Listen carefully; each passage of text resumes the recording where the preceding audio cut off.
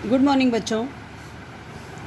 आज हम लोग लिटरेचर लेसन 6 भगवान के डाकिए, ये कविता है बच्चों रामधारी सिंह दिनकर की।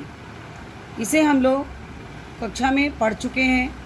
इसका पूरा भाव आप समझ चुके हो, भावार्थ हो चुका है और प्रश्नोत्तर हो चुके हैं।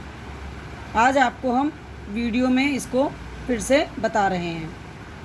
बच्चों, कविता की पंक्तियां हैं, पक्षी और बादल ये भगवान के डाकिए हैं जो एक महादेश से दूसरे महादेश को जाते हैं।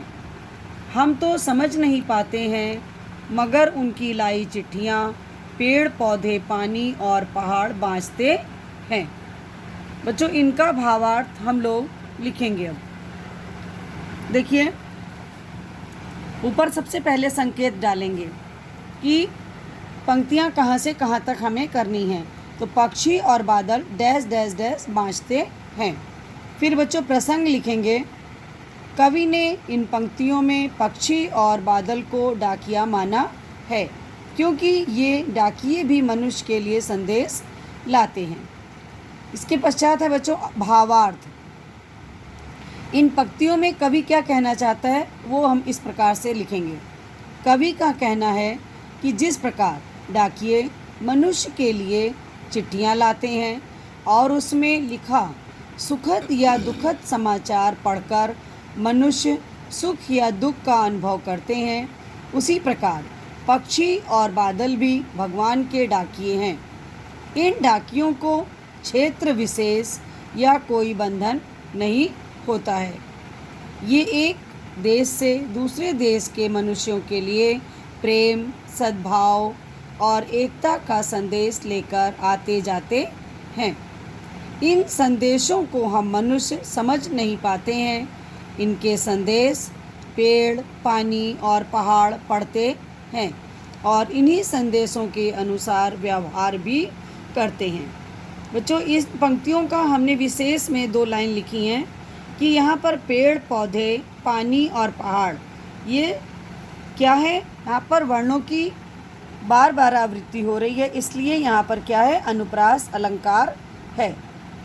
इस सेकंड पॉइंट हम लोगों ने लिखा है बच्चों कि इन पंक्तियों की भाषा कैसी है, सरल, सहज तथा देशज राज्य शब्दों से युक्त है। बच्चों, इस प्रकार से हमारा ये एक पैराग्राफ समाप्त होता है।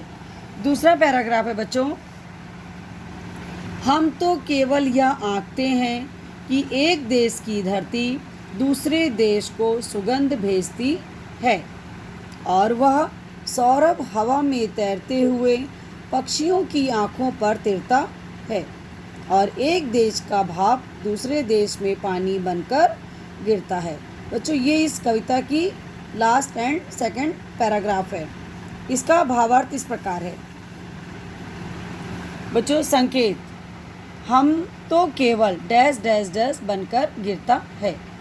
प्रसंग है, कवि ने इन पंक्तियों में पक्षी और बादल रूपी डाकियों द्वारा लाई गई चिट्ठियों को पेड़ों, पौधों, पानी और पहाड़ द्वारा पढ़ने का वर्णन है। इसके पश्चात बच्चों भावार्थ। कवि कहते हैं कि हम मनुष्य देश को उसकी सीमाओं से जानते हैं किंतु प्रकृति किसी सीमा को नहीं मानती। वह अपने वरदान सबको देती है, अर्थात सुगंध किसी बंधन को नहीं मानते हुए एक देश से दूसरे देश तक उड़ती जाती है। वही महक पक्षियों के पंखों पर बैठकर इधर से उधर उड़ती रहती है और एक देश से दूसरे देश तक अपनी सुगंध पहुंचाती रहती है। एक देश से उठी भाप दूसरे देश में वर्षा बनकर बरसती रहती है। उन्हें किसी देश की सीमा से कोई मतलब या बंधन नहीं होता। इस प्रकार से बच्चों ये हमारा सेकंड पैराग्राफ का भावार्थ कंप्लीट होता है। इसके पश्चात हम लोग बच्चों प्रश्नोत्तर करेंगे।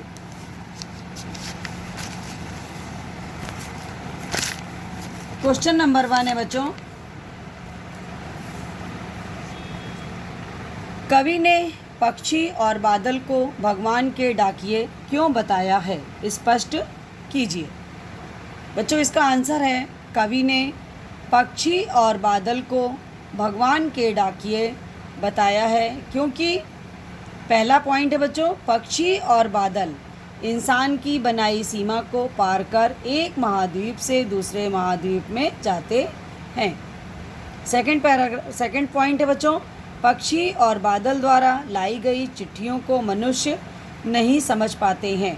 तीसरा पॉइंट है बच्चों, पक्षी और बादल अपने द्वारा लाई चिट्ठियों से प्रेम, सद्भाव और एकता का संदेश देते हैं। बच्चों ये हो गया क्वेश्चन नंबर 1 का आंसर कंप्लीट। सेकंड क्वेश्चन है बच्चों, पक्षी और बादल द्वारा लाई गई चिट्ठियों को कौन कौन पढ़ पाते हैं, सोचकर लिखिए।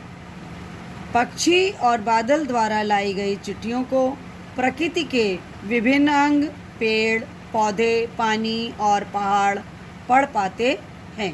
बच्चों इस प्रकार से ये हमारा सेकंड क्वेश्चन कंप्लीट हुआ। थर्ड क्वेश्चन है बच्चों, पक्षी और बादल की चिट्ठियों में पेड़, पौधे, पानी और पहाड़ क्या पढ़ पाते हैं? तो बच्चों इसका आंसर है, पक्षी और बादल की चिट्ठियों में पेड़, पौधे, पानी और पहाड़ प्रेम, सद्भाव, परस्पर मेल, एकता आदि का संदेश पढ़ पाते हैं और यही संदेश लोगों तक पहुंचाते हैं। क्लियर हो गया बच्चों यहाँ तक? नेक्स्ट लास्ट क्वेश्चन है बच्चों, एक देश की धरती दूसरे देश को सुगंध भेजती है। इन पंक्तियों की जो है बच्चों ये बताना है कि ये कथन जो है इसका भाव स्पष्ट कीजिए। तो बच्चों इस कथन का भाव इस प्रकार है कि प्रकृति के लिए सभी मनुष्य समान हैं। अपने पराये की भावना तो मनुष्य रखते हैं, प्रकृति तो मनुष्य को एक समान दृष्टि से देखती है। वह प्रेम, एकता एवं सद्भाव का संदेश रूपी सुगंध दूसरे देश को भी भेजती है, जिससे मनुष्य में मनुष्यता विकसित हो तथा कोई किसी की जान का दुश्मन न बने। इस प्रकार से बच्चों हम लोगों के क्वेश्चन आंसर कंप्लीट होते हैं। इसमें एक क्वेश्चन नंबर 3 था बच्चों, उसमें भाव दिया था और उनकी पंक्तियां आपको बुक से लिखनी थी, वो मैंने आपको कक्षा में बताया था। ठीक है, इस प्रकार। और शब्दार्थ थे बच्चों, शब्दार्थ में देखिए, बाँचना, पढ़ना, सस्वर पढ़ना, आंकना मतलब अनुमान करना, पांख पंख पर, सौरभ सुगंध। फिर था बच्चों महादेश, महादेश का मतलब होता है विशाल देश। तिरता, तिरता मतलब तैरता है, पंखों पर बताया था ना, पंखों पर तैरता है। वो सुगंध कैसे पहुंचती है? पक्षियों के पंखों के द्वारा सब जगह पहुंचती है। बच्चों इस प्रकार से हमारा ये पाठ आज यहाँ पे समाप्त होता है। धन्यवाद बच्चों। आपको इसमें कविता के भावार्थ और क्वेश्चन आंसर शब्दार्थ अपनी कॉपी पर लिखने हैं और इन्हें याद भी करना है। धन्यवाद बच्चों।